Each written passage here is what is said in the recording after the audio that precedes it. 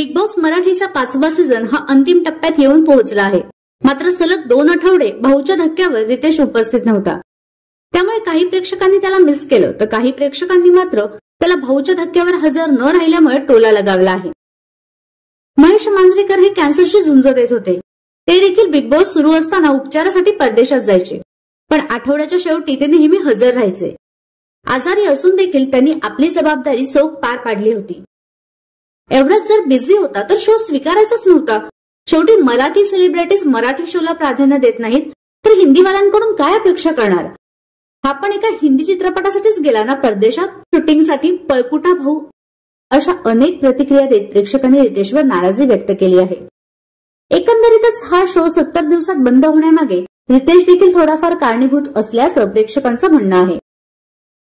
तर यावर तुमची काय प्रतिक्रिया आहे हे आम्हाला कमेंट बॉक्समध्ये नक्की सांगा.